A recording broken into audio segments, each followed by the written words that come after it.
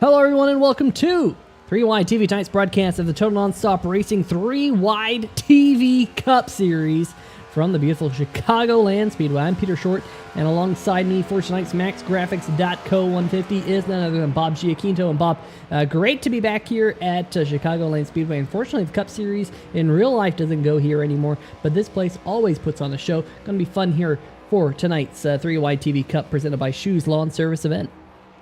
Yeah, absolutely, Peter. I love Chicagoland Speedway. Definitely one of my favorite tracks on the surface, or on the service rather.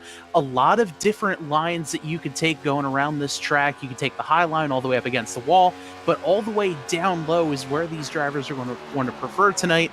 And even with that back straightaway, you can see here in this overhead shot that the back straightaway is even curved. So even while driving down the back straightaway, you're still getting a little bit of turn in the car, and it's just such a fun track to go to. And with these next-gen cars, I think this is going to be a really great combination here tonight. So we got some drivers already out there on the racetrack, some drivers getting their lap time in. Currently, John Cannizzaro Jr. is fastest of all drivers. Did just run an update to our live timing and scoring software, and I really don't know what is up with it. Looks like we probably gonna need a full update. iRacing released a patch today, and looks like it potentially has broken the live timing and scoring, which is never fun, but we'll try and make things work here as the number 5 machine works his way through turns number 3 and 4. This is David Duran Jr. out there. Good to see a new face here in the 3WideTV Cup Series as he comes to the line to complete his lap time. He will put himself top of the board with that lap time as well. So very impressive run for the number 5 machine. Hopefully live timing and scoring updates once we get into the race. If not, I might have to go to backup plan, and those are never fun, Bob. Yeah, that's for sure. The backup plans never always the most ideal, but what a great lap there for the 5 of David Durand. He's raced with TNR before when we had a smaller a super speedway series. Wound up racing with us for a little bit there, and good to see him back with TNR here on Monday nights. But with that, Peter, the flag has been thrown, and we'll get our starting lineup here momentarily for tonight's MaxGraphics.co 150.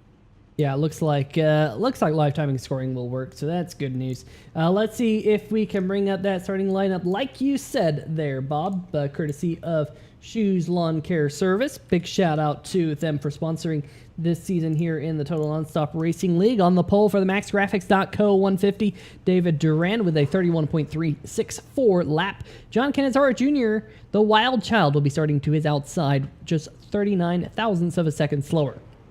On the inside of row number 2, Chris Darling. We'll be talking about him here tonight. He is one of the Max Graphic racing machines and is the owner of MaxGraphics.co. They had some really big news over the past weekend, so hopefully we'll get to talk to Chris at some point here tonight. Jason Gracias will be rolling off, alongside him.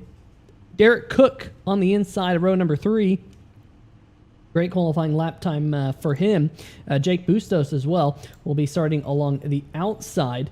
Good qualifying run for the number 74. Bill Edwards, former series champion here in the Total Nonstop Racing League and leader of the Tuesday night truck series that they run here, the Stadium Super Truck series, rather. He'll be starting in 7th. Robert Tripp alongside in the number 35. Kevin Stone and Josh Sobel will round out our top 10 here tonight, Bob. In row number 6 on the inside, starting 11th, the 39 machine of Jeff Price. On his outside, the Canadian driver, Mike Floppy Tellier, in 12th. 13th has the 32 of Shane Ewing, and on his outside in 14th, good qualifying run for him, that's the 9 of Johnny Williams. And rounding out the field, not putting in a lap time, the 88 of Andrew Beach, another newcomer here to the series. The 17 of Tristan Thuggy Maher, last week's winner at Daytona, rolls off 16th. Vincent Valvano in 17th, Garrett Gleason 18th, and Jason Schue rounding out the field in 19th place. So 19 drivers here tonight, 19 cars out there on the racetrack. There is Jason Schue starting at the back. Of course, it is the 3WideTV Cup presented by Schue's Lawn Care Service. So big shout out to him as we pace around here. Got a quick look of the track map there in the bottom right-hand corner of the racetrack. There, you said it earlier, Bob, that backstretch is curved. One of the unique features about this racetrack, it really feels like a really long sweeping corner. It really allows you to carry a lot of speed coming out of turn number 2.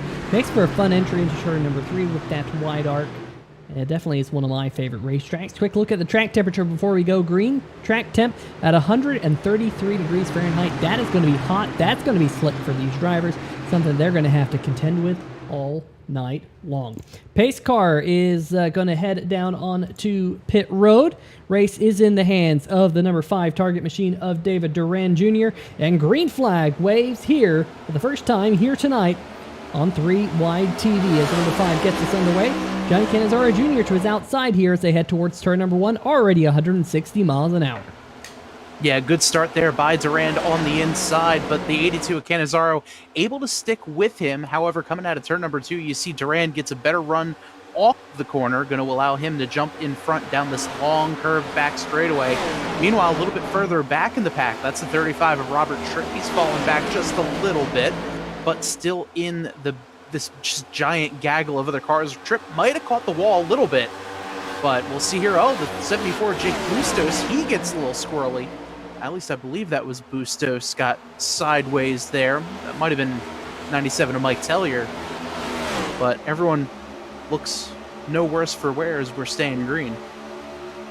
Yeah, Tellier there with the intoxicated gaming scheme tonight on his number 97, a little bit different than what we typically see Tellier in. But meanwhile, up at the front of the field, a little bit of a gap between the front two, David Duran and John Cannizzaro Jr. and the rest of the field. First time, Bob, that we've seen the next-gen cars on a speedway. Of course, last week we had them on the Super Speedway at Daytona International Speedway, but it's going to be interesting to see exactly how these cars race versus what we are used to here in the Total Nonstop Racing League, because previously we've been racing them Xfinity cars, but these Cup cars race quite a bit differently. Yeah, definitely. They race a lot differently. They have a rear axle as opposed to standard, drive shaft with transmission and that sort of thing. So that changes the way these cars run. They have independent suspensions as well on these cars, and there's 5 gears as opposed to the standard 4 H pattern gears for these cars too. So there's a lot of big differences between the Xfinity car and this current next-gen car, but if it's anything like real life racing on these 1.5 mile tracks, this is going to be a lot of fun tonight. Side-by-side battle a little bit further back in the pack. Here's Tristan Thuggy Maher in the Eclipse Photography number 17. He just got around the number 35 of Robert Tripp, who's now under pressure by Andrew Beach here on the inside. A new look on that number 88. We'll see that car machine. Meanwhile, Shane Ewing here just a little bit up in front in the number 32, trying to get around Joshua Sobel in the Mystery Machine. Kind of a cool look on the number 75. I always love the paint schemes that Sobel puts out and has on his machines. And Mystery Machine here tonight, we're going to have to keep our eyes on that one, as this is a good gaggle of cars just outside the top 10, battling it out here early at the Chicagoland Speedway. Yeah, right there, Shane Ewing on the bottom of your screen in that black and white car. He's in 10th, and this is everyone trying to fight for that top 10 position. Tristan Thuggy Maher there in that bright purple machine, last week's winner at Daytona. He's going to peek to the inside of Josh Sobel there. They're side by side. Sobel a little bit better run off the corner, but the shorter way around is going to get a little bit more of an advantage as we ride on board now with, I believe, the 97 of Mike Flavie Tellier. Yeah, on board here with Mike as he's battling with Vincent Valvano on the right. He gets a great run out of turn number 2. Going to draw level with the Mystery Machine of Josh Sobel. So Sobel here starting to slide back just a little bit. Started up in the 10th position, just inside the top 10, but Sobel has now lost 4 spots since the drop of the green. Maybe thinking about saving his tires, maybe just waiting things out. The race will continue to go on. Meanwhile, up in the front, David Duran is checking out the number 5 target Chevrolet has got about a half second over John Canizaro Jr., who has now about a second and a half over Jason Gracias, who has worked his way up into third, plus one since the drop of the green. 74 right behind him, was on the podium last week. Jake Bustos at Daytona International Speedway, a great return for him here in the Total Nonstop Racing League. He currently rides in fourth. And Chris Darling, who's dropped 2 positions, sporting the MaxGraphics.co machine. You can see it right there, and down in the bottom left-hand corner of your screen, if you have not already seen it, there is a Twitter handle as well as their Facebook page, Max Graphics Design. You can go check them out, as well as their website, maxgraphics.co. There is a link in the description of the video. And big news this past weekend. If you saw the Xfinity race and you happened to see the Alka-Seltzer machine, well, guess what? That was designed by 3WideTV series champion, 2-time series champion Chris Darling. Designed the Alka-Seltzer number 4 machine in the Xfinity race at Pocono. Didn't exactly have the finish that may have been hoping for, but nonetheless a really good looking paint scheme, as we know Chris Darling is always doing here for all of these drivers in iRacing who sign up to get one of those MaxGraphics.co machines. You can go check them out. They also have a Discord. There's a link on their webpage if you want to go get a MaxGraphics.co scheme as well. Jake Bustos, though, getting around a series champion as well. The number 1 there, Jason Gracias. Good move there by Bustos on the outside of that one of Gracias, but here comes Gracias battling back on the inside. They're going to get really tight there coming off of turn number 4 with Chris Darling lurking just in the background. And Peter, I was at the race at Pocono over the weekend, and it was a beautiful scheme. You could definitely see it from all over the racetrack. And, you know, Chris just does such a fantastic job. You know, we see week in and week out a lot of these schemes here on the track have been painted by Chris and the folks at MaxGraphics.co. And, you know, Chris is definitely one of those, one of the best designers in iRacing, in my opinion. Yeah, absolutely fantastic stuff out of MaxGraphics.co. Great to have them on board as tonight's race sponsor. And this is shaping up to be a heck of a race. Great battle here inside the top 10. Now battling for 5th is the Silent Syndicate Racing machine of Bill Edwards, trying to get around Chris Darling. Will do so. Slides the Toyota Camry back into 6th. Meanwhile, further back, good racing back here, Tristan Thuggy Maher on the outside in the Eclipse Photography Ford. And the number 32 is Shane Ewing, that Rayovac machine down there digging on the inside line, trying to find that grip. I've always liked that inside line here at this particular racetrack. I've always found it has quite a bit of grip. But in turn number 1, you could run a little bit higher on the racetrack. It's just turn number 3 and 4 that I love to hug that bottom. I almost would like to hook that white line if I can when I come to this racetrack. It's a lot of fun when you're down there. There's actually a couple of bumps that you have to watch out for. Let's go on board here with Shane Ewing. You see all those bumps, those little movements? You can feel all those things through the steering wheel here in the iRacing.com simulator if you got a force feedback wheel, and you can really feel those tires work over those and kind of manage your grip level with those bumps. And it's a lot of fun when you kind of glide across and you hit them right, and you gain some speed coming up off the corner. As almost contact there out of the right-hand corner of the windshield of Shane Ewing as they go back to single file here a little bit further back in the back. Yeah, that got a little bit close there coming out of the corner. Meanwhile, right here, this is a pretty good battle between the 50 of Bill Edwards and Jason Gracias, with Jake Bustos just behind him. This is a battle currently around the 5th position for all of these cars. And, you know, like you'd said, Peter, running a little bit higher there in turns 1 and 2 gets a great run off and down that back straightaway. But for right now, mostly everyone getting single file a little bit further back in the pack. This is a battle for position. Garrett Gleason, Jason Schue, the number 7 and the number 3 duking it out for the 17th position right now. Johnny Williams is about 3 seconds adrift of them. There's Johnny running that very high line, almost catching the wall there, maybe trying to find a little bit of pace.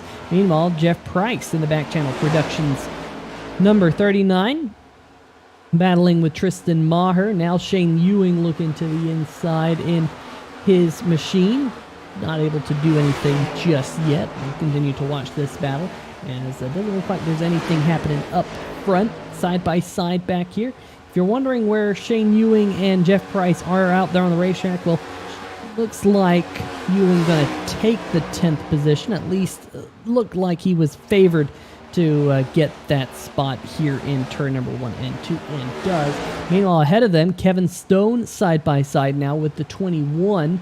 That is Derek Cook, who made a charge up through the field a little while ago. He's still 3 spots down from where he started here tonight. Started inside the top 5, now running in 8th. As Kevin Stone started in 9th, now up into 7th, as he continues to try and track down the MaxGraphics.co Toyota Camry in front of him.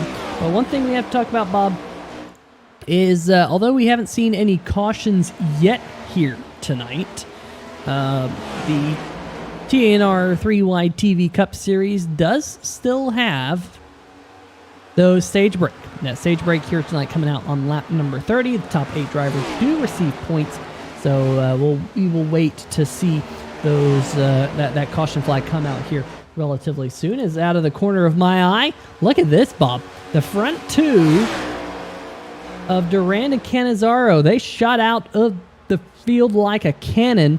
Oh, they've been run down. Here comes Jason Gracias and Bill Edwards, the 1 and the number 50. Gracias got around the number 82 of Cannizzaro. He's now up into 2nd, and Edwards wants to follow him on through here. This is a good battle as they get really tight there through 3 and 4. Yeah, Bill Edwards, the last time by, put the fastest lap of everyone down at a 33.19. We'll see where he was as they come across this time. This time, Jason Gracias with a 33.3. And last time by, Bill Edwards was about 3 or 4 tenths of a second faster than the leaders, which really goes to show how quick these cars are able to catch once the front half, or the front cars were able to get away. Pretty much everyone going single file now. Edwards not quite able to make that pass for now. We'll see whether or not he's able to cool off the tires and make another charge at it here before the stage caution in just 9 more laps from now. It will be the only stage caution, as something's happened to Shane Ewing. May have had to just go down there to the inside of the racetrack. Let's see if we can catch this one on the 3WideTV replay, Bob. It's saying that he might have had a moment coming out of turn number 4. Very easy to do. I've seen this happen many times as drivers maybe just get a little bit loose. No, everything's going okay. Oh, he got loose on the apron. Went down there in the transition onto the apron, caused him to get loose. I thought he was going to get loose off of turn number 4 because, like I said, I've seen that many times here at this racetrack. Usually turn 4 ends up being Calamity Corner, not the apron. Let's watch this from onboard. Kind of got a little upset there coming off the banking. That is a fairly stark transition between the racing surface and the apron of the racetrack. And it's easy to upset these cars, and that's exactly what happened. Luckily, Shane was able to get the cars saved and kept it pointing in the right direction, but definitely lost a bunch of time there. So right now, David Durand is your race leader. Jason Gracias, though, has all but caught him. And look at this. This is about to be a 5-car battle for the race lead here as Gracias looking to the inside, trying to get the race lead for the first time here tonight.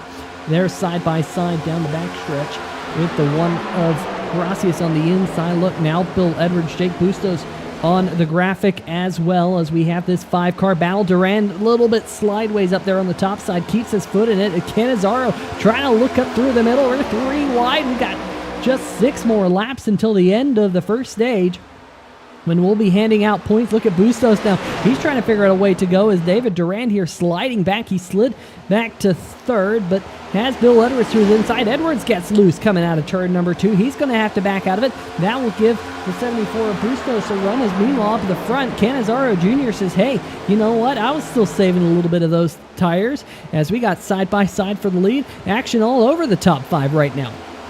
Fantastic battle here with 5 laps to go in the stage. Cannizzaro Jr. on top. Cannizzaro is going to lead that lap. He's got Jason Gracias just there to his inside. And any of these top 5 drivers really at this point could win this stage. And I mean, even if you look back, you see lurking in 6th is the 11 of Chris Darling as well. So, you know, any of these front drivers could walk away with the stage win, especially if they stay side-by-side battling like they are.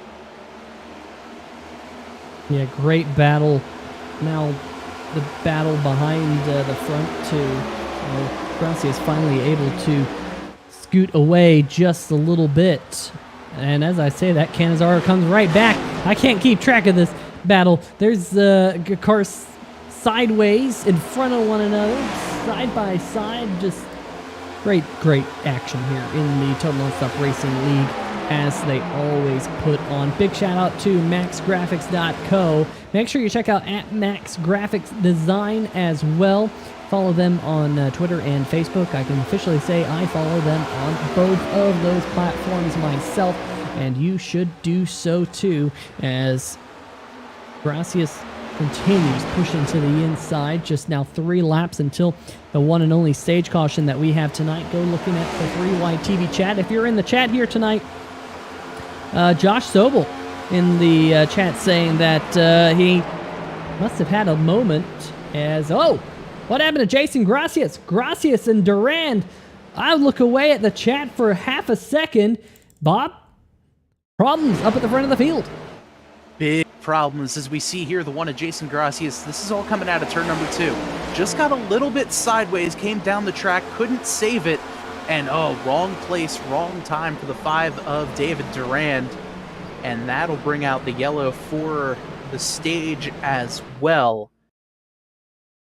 And man, just a tough break for both of those drivers involved. Here's an inside in-car camera from the one of Gracias, and you saw just sideways there, tried to catch it, couldn't do it in time, and unfortunately the 5 was there as well.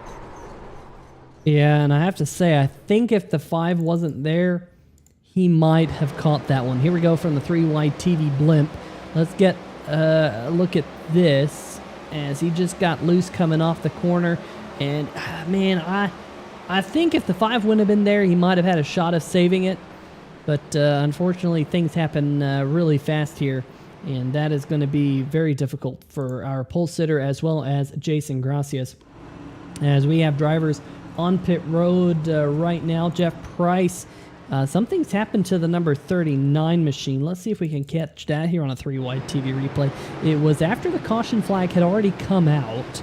The number 39 right here, maybe he had some connection issues, or he's slowing down. And oh, he must have shifted down, went up the racetrack into the, at least up into the high side of the racetrack, luckily able to not hit the wall as he gets back rolling. But meanwhile, up at the front, new race leader Bill Edwards, as he's the first driver off pit road. A good pit stop for the Silent Syndicate Racing crew. We'll put Bill Edwards out here, but looks like Canizaro Jr. is going to take home the points at the end of stage number 1. Now, I look over at the chat for, half a second, Bob, and all chaos breaks loose, as, it typically does. But we did hear that something happened to Josh Sobel. Sobel was running around the 12th position. Let's see if we can see what happened to the driver who has become our first possible retirement of the night. He was a little bit further back. Same thing happened. Just got loose there coming out of turn number 2, and he just couldn't quite get it corralled back up.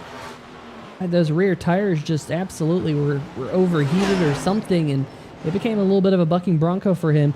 And this happened just before the yellow came out.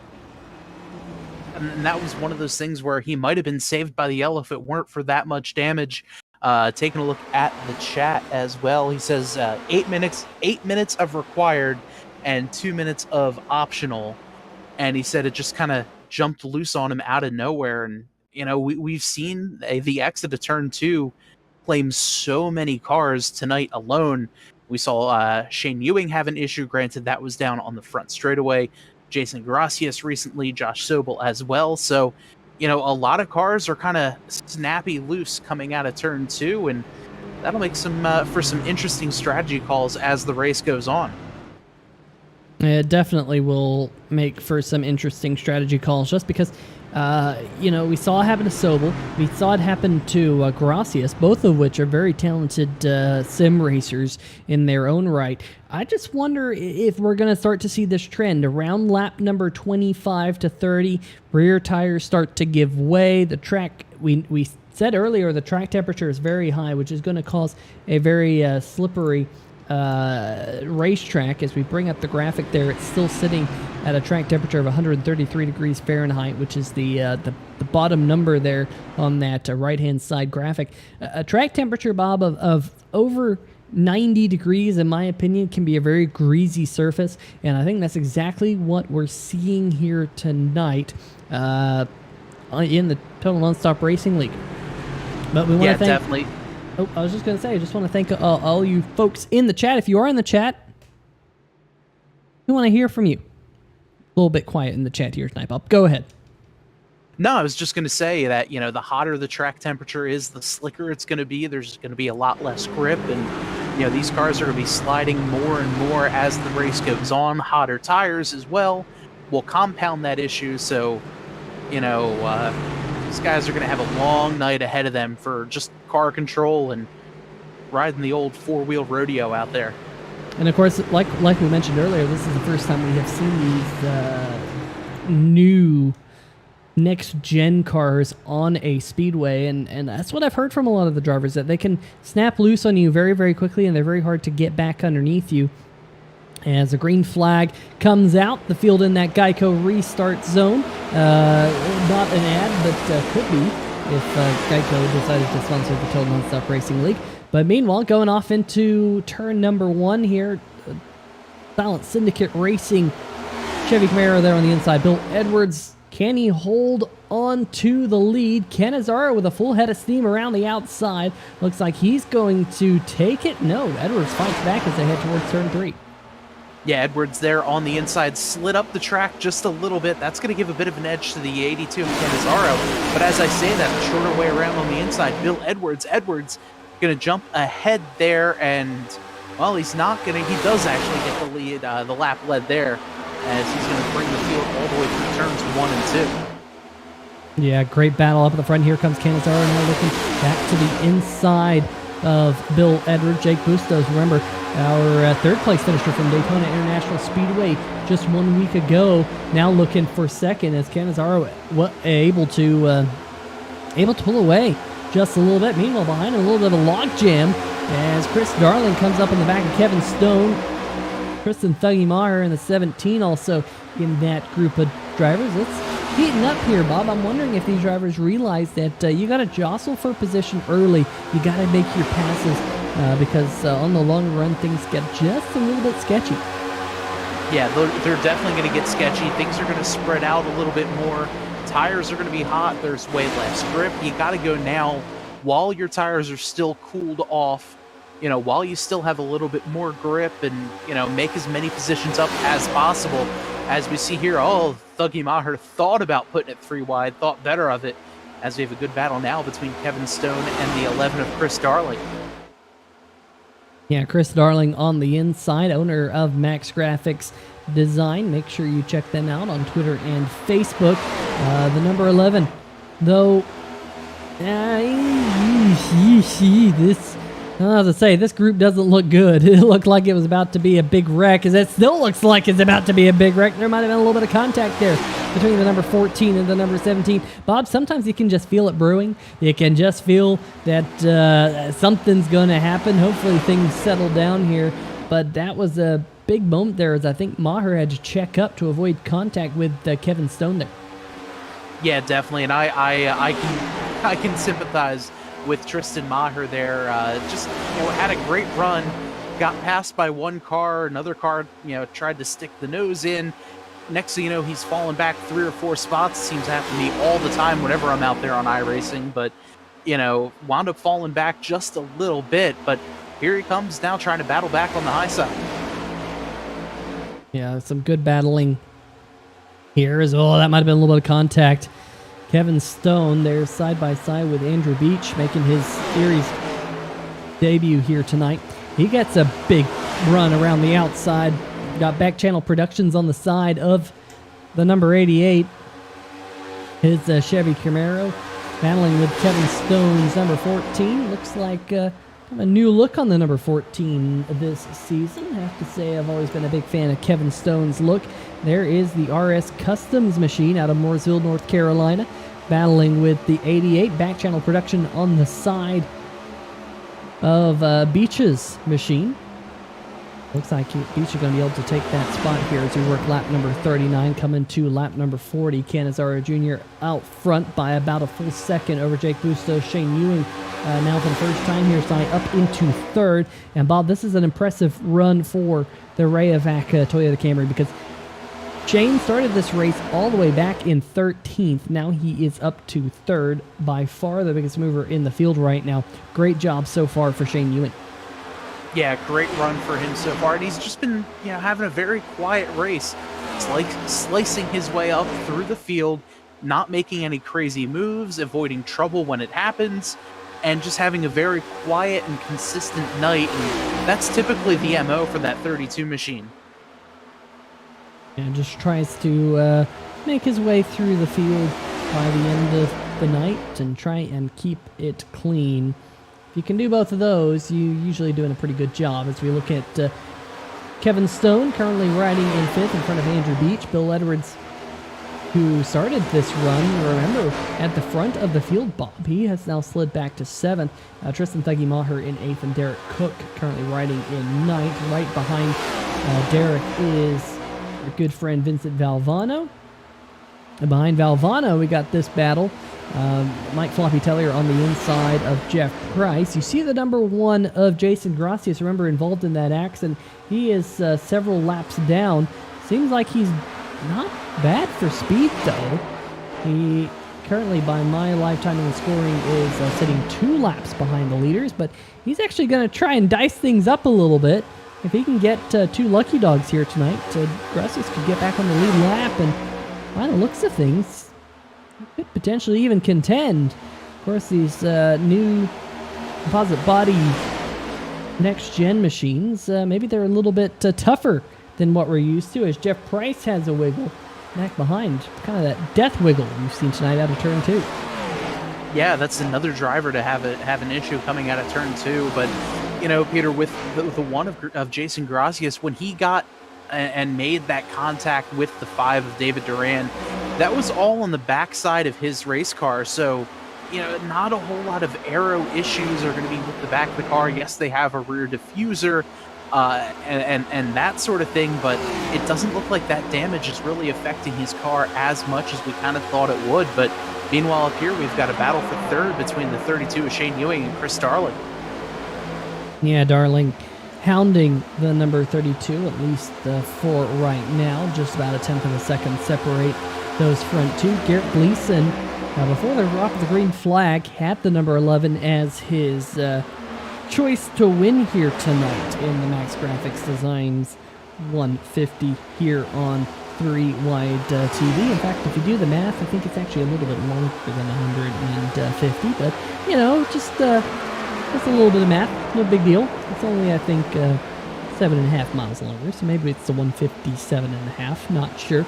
But anyway, by the title, the official title is the Max Graphics Design 150 here on 3WideTV. But good battle right here between these two. Now, I'm also starting to see Bill Edwards start to creep into this picture. Remember, Bob, Edwards dropped back. He dropped as far back as 7th, and now all of a sudden, he's starting to creep into the right-hand side of the screen. Or could Edwards be closing in on these two? I think he saved his tires last time, and that appears to be what he's doing right now here as he closes in on the front 3. Yeah, definitely given that vibe again. He was the fastest on the racetrack the last time by, and as of right now, with everyone crossing the line, he's still the fastest on the racetrack, picking up about a 10th of a second the last lap onto the 11 of Chris Darling. Meanwhile, we've got a good battle here for the lead between the 82 of Canizaro Jr. and Jake Bustos. Yeah, Jake had run down Canizaro. Definitely had me by surprise because he did that fairly quickly. They're side by side to the line. I think Cannizzaro just had his nose in front this last time to lead the lap, but Jake is going to run side by side, and now things starting to close back up just like they did in the last run, Bob. Remember, it was Cannizzaro Jr. as well as David Durand who both went out. It's a couple of the juniors. I just realized David Durand is junior as well. So got John Cannizzaro Jr., David Durand Jr. The juniors led for the first 20 or so laps, and then the whole back half of the field started to catch up to them. And that's about where we're at right now. We are just about 20 laps into this green flag run. We've only had one caution here tonight so far. And Jake Bustos now getting himself up to the front for the first time. And it just seems like this race is kind of going through the same cycle it did under the first green flag run, but now we don't have a stage caution all the way to the end. We could potentially go caution free, so that's something that these drivers will have in the back of their minds as the lap count continues to click away. Yeah, absolutely. And, this is one of those things where in the back of their mind, they're going to have to say, okay, about 20 laps or so in, the tires started falling off a bit. What am I going to do to try to negate that, or at least try to, remedy that situation? Am I going to have to back off a little bit more than I would like to? But is that going to fall back, or is that going to cause me to fall back more from the lead and that sort of thing? So there's a lot of internal strategy that these drivers are going to have to deal with as this race goes on. But Jake Bustos now starting to pull away just a little bit. Although this last time by, he and Cannizzaro ran equal lap times, 33.312 to a 33.315. So very even lap times between those two drivers.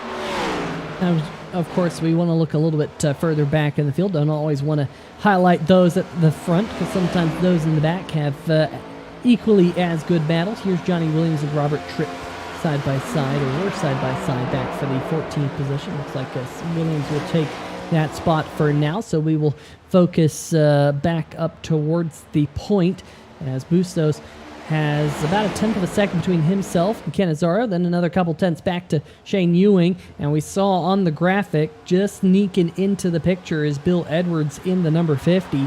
The graphic has 0.3 of a second is kind of the delta it has between drivers. So if you see someone start to pop up on the screen, that means they're within kind of 0.3 of a second of the car in front of them. He's 0.3 of a second and car in front of him. You get the picture. But Edwards very much now in the frame of the leaders. Chris Darling a little bit further back. Currently Kevin Stone riding in 6th. Another about a half second behind Chris Darling or so. So here we are, Bob, closing in on the halfway mark. In fact, this time we will see the cross flags for this field as Jake Bustos comes to the line and will indeed lead the halfway mark. This has been such a fun race to call tonight. A lot of differing strategies here, just some good racing. The leaders check out for a little bit, and then the rest of the field kind of catches back up with them. And a lot of ping pong racing where they'll drive away and then they'll catch up a little more, drive away, catch up a little bit more. And right now we're in that stage where, this is the longest green flag run that we've had because of the stage break. So, there's a lot of unknowns with these cars. It's a hot track temperature. Tires are getting hot as well. Grip is starting to go away.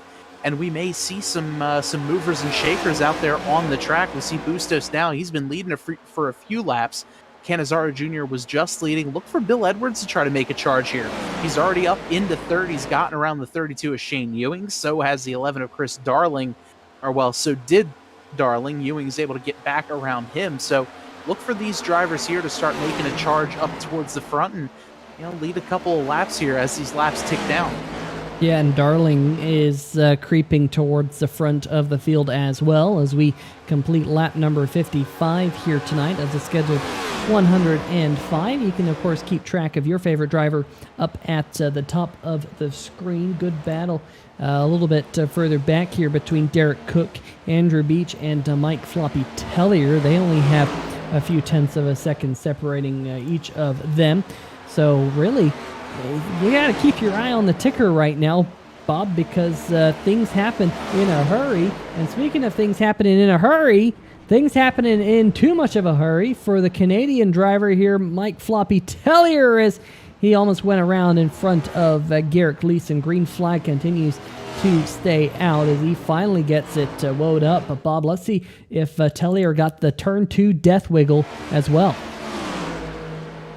Here he is coming out of turn 2, and yep, just like that, bit of a tank slapper. Ooh, hard contact there to the outside wall, slid all the way down to the inside. Looks like he's practicing for the Tuesday night jumpy trucks. And got a little jumpy there at the end, and I believe Tellier might have broken the right front suspension as well, as up at the front of the field, Bustos now is your race leader. Bill Edwards side by side with John Cannizzaro Jr. They're right behind the number 82 is that number 50. As you see, Darling has also been able to work his way past Shane Ewing as a little bit of a Trilly train starts to form behind Shane Ewing. Got Kevin Stone back there, as well as is that Tristan? No, that's wow, the number 1 of Jason Gracias, who's 2 laps down. In fact, Gracias just passed the number 97 who sits on pit road. The Canadian driver there is Tellier. Bad news for him is indeed broken suspension. So that crew will have to work it out here if they want to get back out onto the racetrack.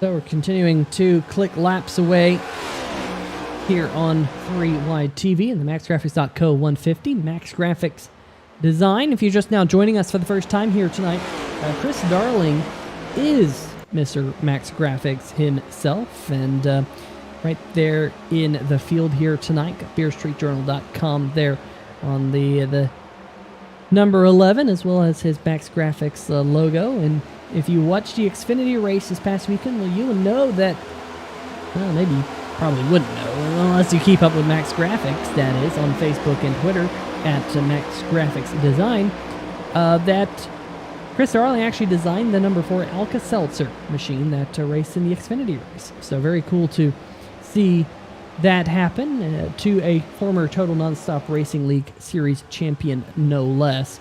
So very, very cool. Congratulations, Chris, on that achievement.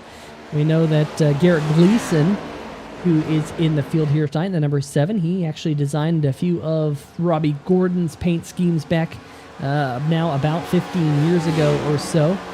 So that was a really cool time when you got to see Gleason's machines out there on the racetrack. Now you've got to see some of Darling's schemes make it onto a real-life NASCAR. Really, really cool stuff. Really, really talented people here in TNR.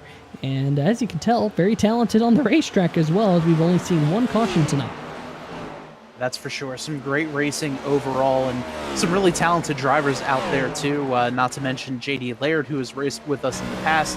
His JDR Graphics group has painted trucks for Parker Kligerman's race truck as well. So, you know, a lot of great looking race cars, a lot of great talented designers in the TNR league that's, you know, made it to the big leagues and you know, into real life racing as well. But right now we're on board with 21 to Derek Cook. He's going to try to push ahead as we see some green flag pit stops now. Yeah, speaking of Garrett Gleason, G-Money himself is coming into his pit stall and overshooting said pit stall, as the zebra will, you know, sometimes, what's the saying? You can't bring a zebra to water, or you can take a zebra to water, but you can't make it drink, something like that. I don't know. Well, Garrett Gleason just brought his zebra to his pit crew and drank a lot of racing fuel. So I don't know, but hey, he's able to zip away. Robert Tripp now on pit road. Johnny Williams coming down with Jason Schue. So some of the drivers towards the back half of the field making a green flag pit stop here, as we are down to 41 laps left. Bustos able to scoot away a little bit now, up to about a half-second lead over Cannizzaro. And Cannizzaro there, has the 50 of Bill Edwards hot on his back bumper, as well as the 11 of Chris Darling. Interested to see when these drivers decide to come in and pit. Looks like we'll all stay out this time by, but usually when a couple of cars start coming down pit road, everyone starts looking down pit road, and you know, I'd be interested to see how this battle shakes out with green flag pit stop soon. Yeah, we're right now, Bob, if you're keeping track at home, about 35 laps into this green flag run. We currently have 40, make that 39 laps to go when they go across the start-finish line here in just a few seconds. So we know that we're just about to the point where we're splitting the green flag runs in half, which to me would kind of bring me down onto pit road. I always like to kind of split the race in half if I can. You know, however many laps there are left versus when you last pitted. So we'll see whether or not Darling elects to come down pit road, or, you know, potentially these drivers might be banking on a caution flag as well, because caution flag could absolutely turn everything on its head. How many times have we seen that here in sim racing? Many, many times. Here we go, a little bit further back. Shane Ewing has been caught by the one at Gracias. Gracias still sitting 2 laps down. We know he wants a caution flag there, Bob, because he was the only driver 1 or more laps down, but with these pit stops, we've had a couple of other drivers that go lap down. Garrett Gleason currently runs 1 lap down. Jason Schue, Johnny William, Robert Tripp, all out there on the racetrack, 1 or more laps down, as Gracias looking to the inside here of Shane Ewing, and we'll get around him as, fortunately, not for position, but hey, it's for track position, and sometimes that's important too. Yeah, definitely. Track position here is always going to be key, and I'm really interested to see if a yellow flag were to come out. You know, what will the strategy look like? There's a lot of guys who have already came down on pit road to get 4 tires and fuel, but a lot of them are 1 or rather 2 laps down and then some. So even if a caution were to come out, they get the wave around, they're still going to be stuck 1 lap down, and you know, it very well could be race over. So if I just came down to pit, as Chris Darling heads his way down pit road, but if I came into pit, I'm saying, all right, keep it green, no more yellows, let's all get back on the lead lap, and then maybe throw a caution just so I can catch my breath. You know, I should have kept the camera on Chris Darling. We know Chris Darling is notorious for missing his pit stall. Let's see if we can see. I guess we didn't go far back enough. Here we go. Just live rewind on 3WideTV. Did Chris Darling get into his pit box? Yes, he did. If I had the kazoo, he would be getting it. But meanwhile, out there on the racetrack, Darling's leaving pit lane. Leaders are on pit lane. Jake Bustos, John Cannizzaro Jr., Bill Edwards, Kevin Stone, and Vincent Valvano all coming to their pit crew. This time, Bustos overshot his pit stall, still yet to find his pit stall. I think maybe the 50 also did. These new Cup cars are very difficult to get stopped and slowed down with the brake package they run. Cannizzaro Jr.'s first one down and away, as everyone else struggled there. A Bob advantage to Cannizzaro Jr. Yeah, what a great job just getting down into his pit box, did Cannizzaro. And that's one of these things with the fixed setups on these next-gen cars. You can actually adjust the brake master cylinders on these cars to give you a little bit more stopping power to get these things woed up as best as possible. And, you know, it's still a relatively new car to the service, and I'm sure not a lot of drivers know that you can adjust the brake master cylinder, or even how to adjust it, and, you know, what setting to put it to make you stop better. But, you know, that is an option in these fixed setup races. So, you know, I wonder if there's just not enough rear brake, or not a big enough master cylinder, and all those cars just, you know, constantly sliding through their pit boxes. Yeah, a lot of them struggled here. Of course, like we mentioned earlier in the show, if you're just now joining us, this is the first time that we have seen the next-gen cars on a speedway, and that would, of course, be our first time seeing green flag pit stops on a speedway with this next-gen car, as everyone now in the window to make it to the rest of the race without having to come down onto pit lane. But if another caution flag was to come out, I'd bet top dollar that we'd see the entire field onto pit lane. Bill Edwards, the number 50. Bob, probably the biggest loser on pit road. There he is, currently running in 10th. And a driver who had been having such a great race here tonight, now kind of on the back foot, as he might pick up another few positions, as we still have a couple of drivers cycling through the green flag pit stop. So we got Jeff Price and Andrew Beach both on pit lane right now. But bad news for Edwards as he finds himself back behind Kevin Stone by about 1.6 seconds. So pretty significant there. Derek Cook right now, the only driver yet to make the hard left turn onto pit lane. Right now sitting at just about 30 laps to go for the number 21 machine. He's probably hoping to see a caution flag here.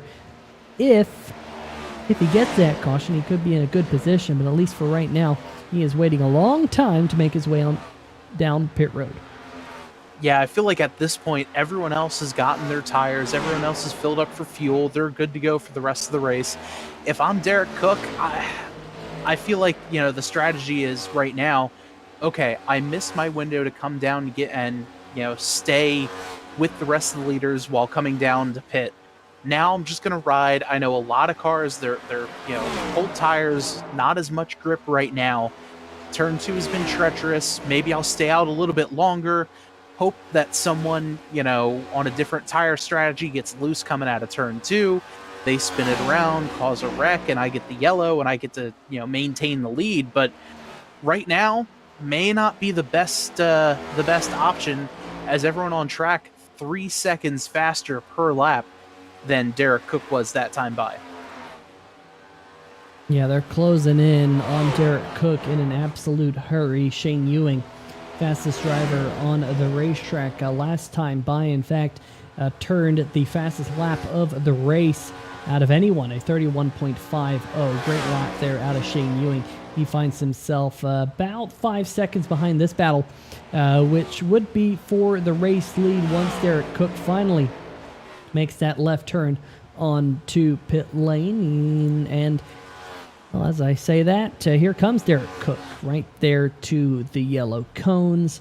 Pit lane speed here coming down into his pit box. We'll see, you see right there, 60 miles an hour. Pit lane, he's a little bit over. Not sure if it's 60 or 65, but if it's 60, he was skirting it just a little bit as he heads to the 21 crew. They'll go to work, popping up the right-hand side as we have now made our way through all of the green flag pit stops. Your race leader is Chris Darling.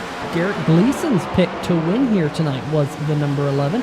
We'll see if that is able to hold true. But the good news is, Bob, you actually got a little bit of a lead on Cannizzaro. Cannizzaro able to close in on him. Of course, Cannizzaro, I think, has 1 lap fresher tires, which is going to be an advantage, but it's also going to give Darling an opportunity, or gave Darling an opportunity, rather, to back off a little bit, try and save some tires, kind of put that 1 lap difference in tires actually back into your advantage.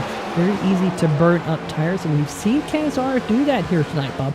We've seen Cannizzaro go out early in a green flag run, burn up his tires, and then he gets caught by a couple of other drivers. I wonder if this is going to happen to him again here, as Darling and Cannizzaro have about 4 seconds on Shane Ewing. Big gap back to third. Yeah, definitely. And, we've seen it before where the leaders kind of check out a bit and then the rest of the field kind of accordions back to them. Right now, it's looking about the exact same. They've got about a 4-second-ish lead over the 32 of Shane Ewing at this point in time. But, I think with Darling leading, the 82 Cannizzaro there as well, they're pretty good with saving their tires. So, who knows? Maybe these two will finally be able to check out, but 24 laps to go, anything still could happen. Yeah, anything could happen. I mean, we saw what happened right up at the front of the field earlier in the race when the number 1 machine of Jason Gracias was side by side with, I believe, John Cannizzaro Jr. at the point at which he lost the rear end and got up into, unfortunately, the number 5 of David Duran Jr., who was our pole sitter at the drop of the green flag here tonight for the Max Graphics Designs 150. Make sure to check them out, Max Graphics Design, on Twitter and Facebook, as well as their website, maxgraphics.co, where you can get a link to their Discord. Put your name in to get your own custom iRacing paint scheme. But anything can happen here in the Total Nonstop Racing League. Ben Izenga in the chat. Hey, Ben, how's it going? Sorry, just looking at the chat. It's been a while. Been covering the green flag pit stops and now covering a potential pass for the race leader. John Cannizzaro Jr. tries to whip around the outside here. Chris Darling through turn number 1 and 2. Ben, hope you are doing well. It's been a while since we last saw you. Thanks for tuning in to 3WideTV here tonight. Shane Ewing, one of Izenga's teammates, running in third, as Cannizzaro able to whip around that high line and get the lead, but Darling wants it back, Bob. Yeah, good battle here. Oh, got a little bit tight there between the two drivers coming out of the corner. That's going to give the advantage to Cannizzaro here. Let's see if Chris Darling is going to try to dive underneath him into 1 and 2. They're going to stay about where they are on the track. Cannizzaro a little bit higher. Darling trying to get some fresh air on the nose of his number 11 machine. And they're just going to follow in line down this long back straightaway. The Darling now slides back into second. Izenga in the chat saying he tested positive for COVID tonight, otherwise he would have been on track. Good to hear your voices again. Thank you very much, Ben. Hope that you get over COVID well and quickly, no less. As Darling trying to mount a charge, he does have the number 97 of Mike Floppy Tellier, who's finally back out there on the racetrack in the intoxicated gaming Camry. Tellier had broken suspension after heavy contact with the outside retaining wall out of turn number 2 there on the backstretch not all too long ago. He's going to get himself one of his laps back here in just a moment. But look at this gap here, Bob. Back to our third place driver. There is your leader right there. Shane Ewing is starting to close in there in third. Bustos behind him. Kevin Stone and Tristan Thuggy Maher there. Bill Edwards currently rides in the 7th position, right where he started. Definitely not going to be the night that he wanted unless we get a caution flag here in the closing 30 miles or so around Chicagoland Speedway.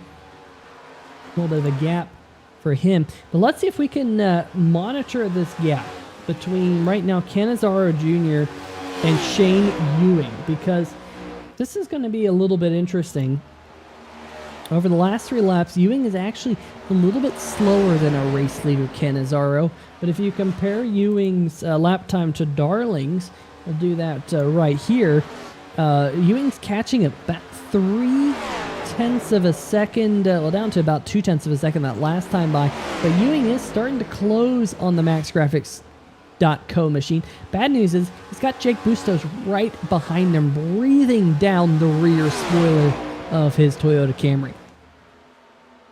He's going to have to both play offensively and defensively here, as he obviously doesn't want the 74 to get around him, but as we say that, 74 takes a look to the inside coming off of turn 2, can't quite get there, and he's got a little bit of drafting help if the 75 of Josh Sobel, who's multiple laps down, decides to go and give him the draft. He doesn't, but Bustos goes around the 32, so move Bustos up to 4th place, or 3rd place rather, Shane Ewing back down to 4th.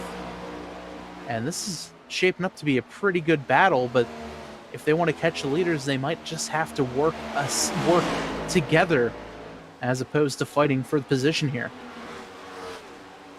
Yeah, I think that's what they have to do. Bustos, you know, there has been a lot of speed in the number 74. Came down onto pit road as the race leader a little while ago. Missed his pit stall, which has set him back.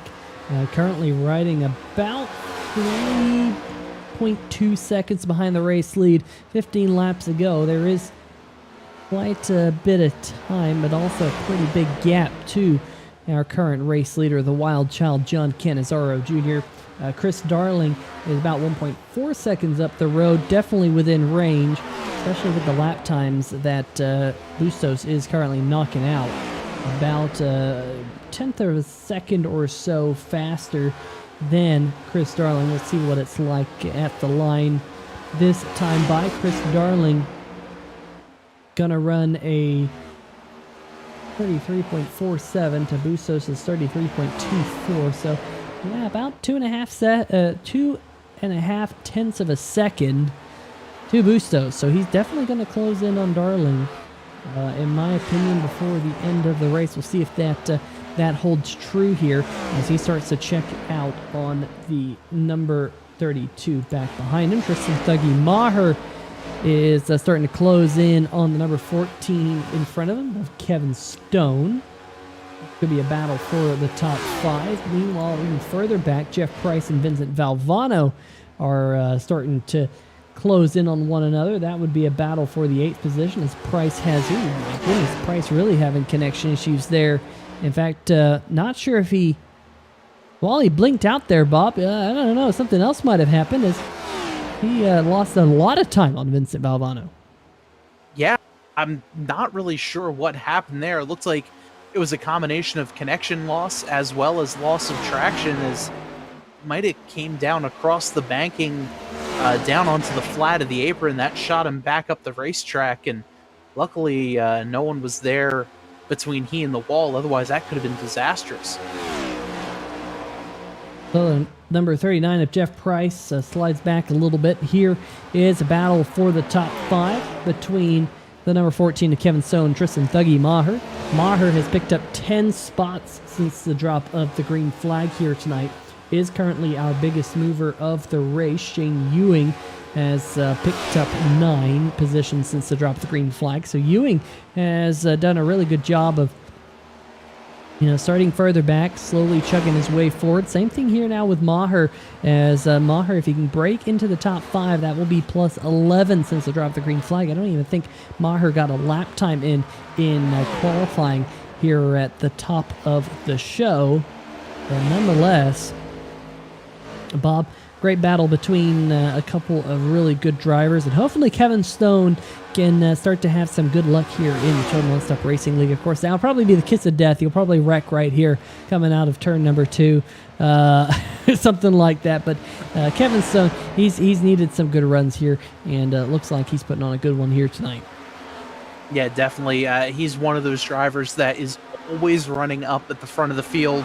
And, as we start praising him, he has some sort of mishap, whether mechanical or car related. And, his day quickly goes from great to bad. But right now he's having a great run, 9 laps to go. He's putting on a great show battling with Tristan Maher right now. Looking to the inside is the number 17. Meanwhile, we look a little bit further ahead. Look at these two. Jake Bustos has run down Darling, trying to do one better than he did last week at Daytona International Speedway in the number 74. Darling still holding on to that spot, however, just 8 more laps to go. Cannizzaro Jr. 2 seconds ahead of this battle. We can also say that Tristan Thuggy Maher has been able to put the pass on Kevin Stone. Stone going to try and fight back, though, just out of the camera spot. It looks like Bustos still going to get to the inside. No, Darling's not going to lay down here. And caution flag is out. And if this is Kevin Stone who's gone around, I'm going to be absolutely livid.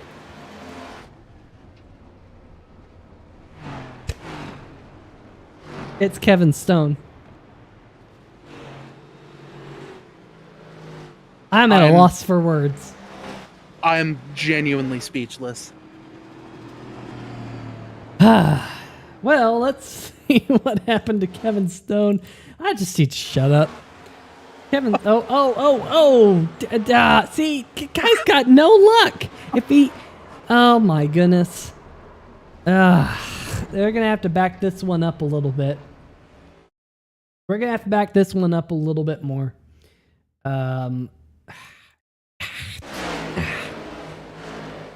17 gets loose up off the corner. He gets that death wiggle, and Maher comes up the racetrack, slam bam into the side of the number 14 machine. My goodness. I called it, what, 2 laps too early? I said now he's going to wreck coming out of turn number 2. I don't know. Kevin Stone, I think just, I don't know. I don't know what to say. I'm speechless as well. But meanwhile, this changes everything as your race leader is sitting on pit road, and holy smokes, everyone's laying down a bunch of smoke, people reversing, and Chris Darling's going to win the race off pit road. He's going to be our leader with under 5 laps to go. 2 tires for the 11 of Chris Darling, a 9.7 second pit stop compared to a 14-second pit stop for everyone else. That is what is going to give Chris Darling the lead here. And that's going to be interesting because these cars typically are not huge fans of differing tire temperatures between the outside tires and the inside tires. And this could be interesting here with a restart with probably about, 4 laps to go. This will be interesting to see if Darling can hang on, A, to the lead, but B, to his car. Yeah, usually 2 tires makes it nice and slippery. We've talked about the track temperature here tonight. It has cooled off a little bit, down to only 131 though. It's only 2 degrees cooler. So I do not expect these cars to be driving all too well with that high temperature, and especially not if you're on 2 tires. Darling's going to have to hope that he can pretty much flat-foot it to the end of the race here tonight. A couple of drivers will be taking the wave around, including Mike Tellier. Looks like Jason Gracias trying to get one of his laps back. Jason Schue. Johnny Williams going to take the wave around as well. Kevin Stone, meanwhile, in his pit box, getting it worked on, and I think that I don't think that right front is looking all too good there, Bob. I think he might be running a lot of camber, but I don't think that much camber. Yeah, I think that's a little too much camber here. Also, I didn't know front camber was a bit of a thing, but you can see how it's angled down and away as well on that right front. So clearly a little tiny bit of suspension damage here. Hopefully his team's going to be able to get him out on the racetrack and just pick up a couple more laps, maybe be able to pick up a spot or 2 with 5 laps to go here. But man, what a tough break for Kevin Stone, you know, and that's just kind of been his luck here on the Total Nonstop Racing League. Just, you know, always having a great race, and somehow something goes wrong, and it's not even of his doing. And it's always him. It's always him. It's like no one else has that similar luck. It's just, I don't know. I think something about being around Kevin Stone late in the race would make me nervous with the luck that guy has. But definitely put on a great run for all the fans here tonight on 3WideTV. Speaking of 3WideTV, thank you for tuning in. Hopefully you will sit back and enjoy the final 3 laps of the race here tonight. Of course, we might have some green-white checkers as well. iRacing pace car lights are off. We're going to go really with 3 laps to go, Bob. Darling's going to have to hope that he can pretty much flat-foot it to the end, because if he doesn't, if tires start to matter here, it could be bad news for the number 11. This is going to be an incredibly important restart, but a really interesting one at that. 2 tires for Darling, 4 tires for everyone else. As the green flag is out, Darling gets a good jump, got a little wiggle, but so far he's got about a car length lead over the 82 of Cannizzaro as they head off to turn number 1. There is a car around in the back of the field. I couldn't tell who it was, but I thought I saw a car back there who had gone around. Meanwhile, up the front of the field, here comes Cannizzaro Jr. looking to the inside. Darling on the high line. What can Darling do? Can he stay in the loud pedal? Can he stay in the throttle? We're coming around to 2 laps to go. Not sure who that was in the back of the pack, who appeared to be turned around. They are side by side for the race lead. Still, the number 11 and the number 82 Darling's got to go down to the mom side of the racetrack to try and pinch Cannizzaro. Can't do it. Cannizzaro back to the front. Meanwhile, behind him, Bustos side by side with Shane Ewing as they start to duel things out. It'll be white flag this time. Here's the battle behind them. Still bunch of battles, bunch of jostling for position as Ewing hits a bump wrong. He gets loose. Now here comes Edwards diving to the inside. White flag in the air at Chicagoland. Great battles all over the racetrack right now. However, up front, here's the 82 of John Cannizzaro Jr. He leads the field going through turns number 1 and 2. This is going to be pivotal here. If he can keep it going straight out of turn 2, he's got a great chance for a long run down the back straightaway. He does as Cannizzaro leads him into 3. He tries to break that draft. Meanwhile, they're 3 wide back behind him coming out of turn number 4. It's going to be John Cannizzaro to the line. Darling second, Bustos in third. Ewing's going to come home with a 4th place finish. Then Bill Edwards, and back behind them, a big gaggle of drivers. Andrew Beach in his debut will finish in 6th. Jeff Price in 7th. Derek Cook in 8th. Vincent Valvano in 9th. And Garrett Gleason, how about that? A top 10 for G Money and his Zebra that he led to the Sunoco Racing Fuel. But for the Wild Child, it's victory lane. What a good run, what a great finish, and definitely some very, very interesting events here tonight. Bob, the first race on the speedway for this next-gen car, and the 82 going to burn it down in the grass. Definitely a successful race all around. A for this car, B for this track.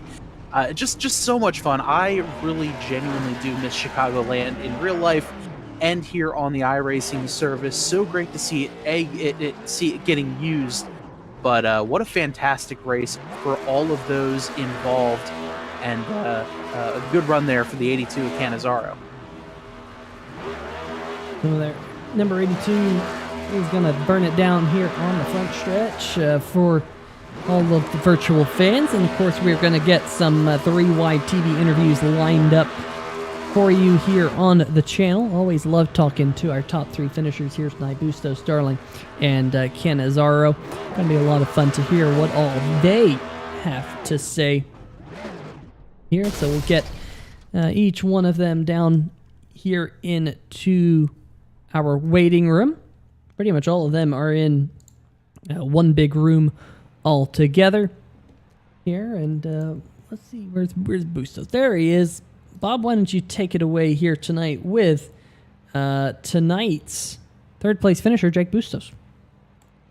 I'm down here with our 3rd place finisher for tonight. That's 2 podiums in a row, 2 3rd places in a row for the 74 machine of Jake Bustos. And Jake, first of all, congratulations. Take me through that restart. It was a bit hectic out there with a restart with 3 to go.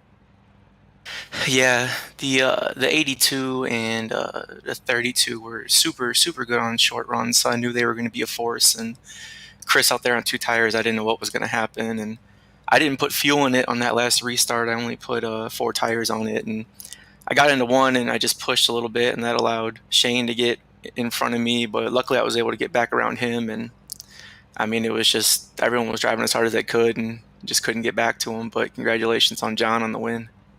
Yeah, it was definitely a bit of a hectic race out there, a hectic restart. And, take me through before the yellow came out. You and I believe the 32 were fighting for position. You were able to get around him, and somehow you were able to track down the 11 during that long green flag run. Just, talk me through that. Was it just a matter of having more tire than he did, or what was exactly the strategy there? Well, Chris, I think, pitted 2 laps before I did, but even before that, the run we had to the first stint and the run we had to the yellow, I felt like out of the leaders, I was doing the best on saving tires. And that last run right before the yellow came out, the tires were there. I feel like maybe a lap. I think I was alongside Chris when the yellow came out, but if I was able to get around him right there, I think I might have got to John. I don't know if I would have passed him because I don't know what he was doing up there for saving. I know Floppy was helping him out. But I really needed that race to go green to the finish after I messed up my pit stop. Well, Jake, next week the 3WideTV Cup Series takes a trip overseas to the Twin Ring Motegi Oval. What are your thoughts about going there? Have you raced a stock car there on the oval, and what are you thinking about that race? I mean, I've ran the ARCA car there, and I think I ran one next gen race there. It's just Motegi is Motegi. It's a bear. It's gonna be tires just like this, and I think it's one of those you're gonna have to get some laps on it to actually figure out what you're doing there, just from how different the corners are. And Jake, before we let you go, I'm sure you have some shout outs. Let's hear them. Oh yeah, of course I got to thank TNR and Garrett and these guys over here. They put on a good show, or with their race control, and you guys over here for 3WideTV. Love your broadcasts. And then got to thank DJ Weeks. He was in my ear the whole race as my crew chief, kind of just keeping me calm, calling out lap times. And yeah, appreciate the drivers, appreciate the guys up front. That was great racing that we had. Awesome. Well, Jake, congratulations on the third place finish, and we're looking forward to seeing you out there next week at Twin Ring Motegi. I appreciate it. You guys take care. All right. Well, that's Jake Bustos, our third place finisher for tonight's race, and I believe Peter has caught up with our second place finisher, the 11 of Chris Darling. I sure have, Mr. MaxGraphics.co himself, Chris Darling. Two-time series champion here in the Total Nonstop Racing League, and coming up in second place tonight. And of course, your motto is "You can call me 2X for life." So twos are crazy for you right now, Chris. But first off, we'll talk about your race here tonight. How did it go? What are your thoughts about this next gen car? It went pretty well. Pretty smooth overall. This car is kind of strange. It's really different at each track, but it was just super tight tonight. It was hard to maintain the front tires all night long, and then it'd sort of get to a point like 20 laps in where it'd start to get a little loose, and I just wasn't sure what to do with it. So I was just kind of riding and seeing what I could do and what everybody else was doing around me. Well, you definitely had it figured out there. You were running really good lap times pretty much all night long. But there at the end, 2 tires. Interesting call for the number 11 machine. Was that really the only way you thought that you were going to get the win here tonight?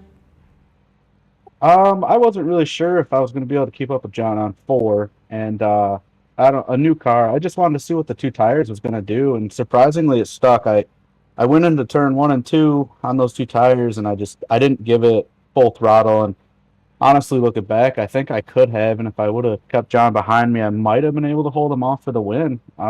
It felt really good on 2 tires, so that really surprised me. Well, definitely something that you learned here tonight that you can keep in your back pocket for your next gen start. But hey, want to shift gears just a little bit over to Pocono this past weekend. How cool was it to have that Alka-Seltzer number 4 out there on the racetrack? Oh, that was awesome. It was a great opportunity that JD Motorsports, AE Engine, and Alka-Seltzer gave me. Definitely I think we have 5 more races, maybe 4 more races. I can't remember specifically, but it's a great opportunity, definitely leading to some more opportunities down the road. So, I don't know, it was really cool. Sitting up on top of the pit box, JD Motorsports, they super hospitable. So, I don't know, it was a fun time. It was a blast. Yeah, definitely really, really cool opportunity for you and, of course, Max Graphics and Max Graphics Designs. And, of course, for all the people at home watching, if you want to see what the next Max Graphics design is, we'll just follow them on Facebook and Twitter. But, Chris, I know you probably have some other shout-outs and things you'd like to say, so let's hear it. Yeah, just want to give a big shout out to Garrett Gleason, TNR, and everybody that runs the league. They do a pretty good job. 3WideTV, you guys always do great with everything you guys broadcast. Shout out to Max Graphics, Stay Tuned Sports, Bear Street Journal, everybody who sort of, helps put this together and helps keep me on the track and support all the sim racing leagues around here. So that's really all I got. Also want to say shout out to John Catazaro, kept it clean, Jake Bustos, Bill Edwards, everybody we were racing with up near the front. It was a really good time. It looked like a good time out there on the racetrack and a good time up there on the pit box this past weekend. Chris, congratulations on second here tonight, and we'll talk to you again soon. All right, Peter, thanks. All right, that's going to do it for tonight's runner-up, Mr. Chris Darling. Now, time to go down the victory lane where Bob Giaquinto's caught up with tonight's at Max Graphics Design 150 winner, John Cannizzaro Jr. Yeah, I'm down here in Victory Lane with the 82 of John Cannizzaro Jr. And John, first of all, congratulations on the win. Talk me through that late race restart. Well, if you excuse me, I have to cover up the motor here. I don't want NASCAR to try and disqualify me too.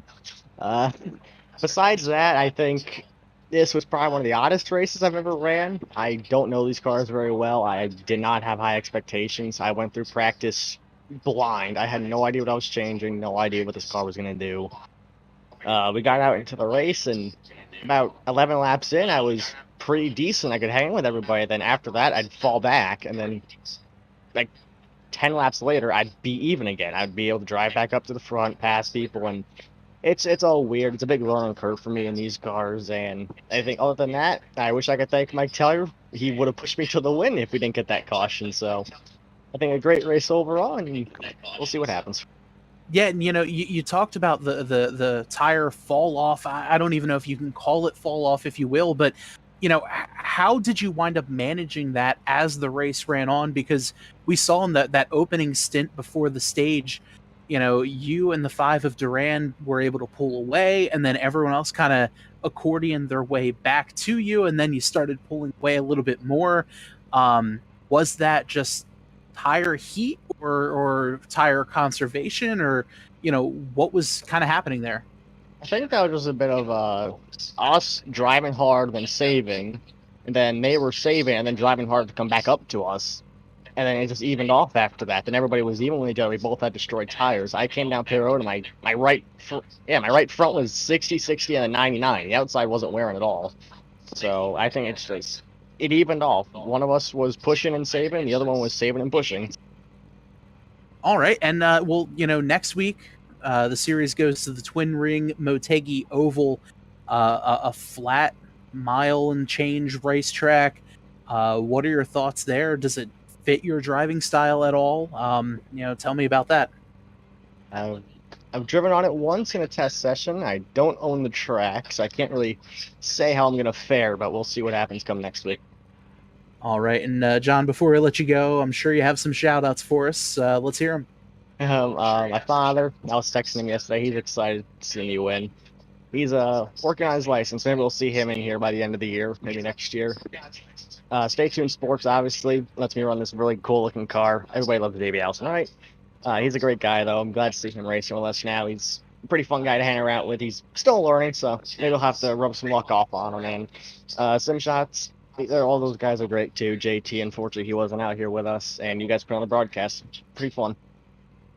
Awesome. Well, John, congratulations on the win. Hoping to see you out there next week in Japan for the Twin Ring Oval. All right, thank you.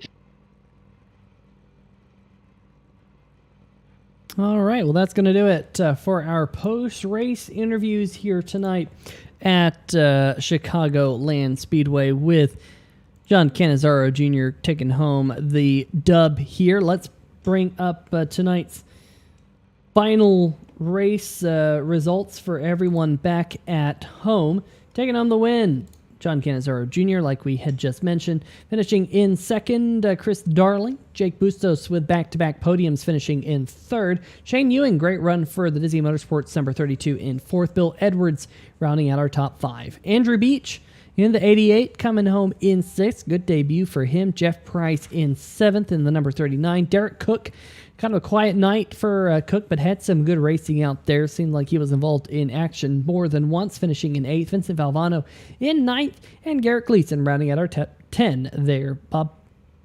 In 11th, Jason Schue was able to bring his car home in one piece. Jason Gracia's first car, 1 lap down in 12th. Robert Tripp, Johnny Williams, 14th. Kevin Stone, 15th. Tristan Thuggy Maher in 16th.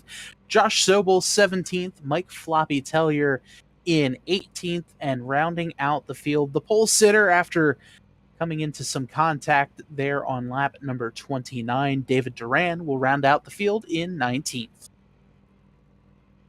So that's going to do it for us here tonight at Chicagoland Speedway. Another great race, another race that had a lot of action and a couple of twists and turns to it, as these TNR races tend to be. Make sure to join us next Monday night at the Twin Ring Motegi for the third round Bob, somehow we have to find a flight to Japan for that one. Yeah, flights are a little expensive. I got a buddy who's currently stationed over there, so might see if I have to crash on his couch when we're staying there. But it's going to be a lot of fun. I really, really enjoy the oval track. It's a lot of tire saving. It's a wide, flat racetrack with some interesting characteristics. So it's going to be a lot of fun next week to see these drivers try to fight the racetrack. Yeah, absolutely. Definitely one of those racetracks that I really enjoy going to as well. But nonetheless, until then, folks, stay safe and all that good stuff, and we shall see ya.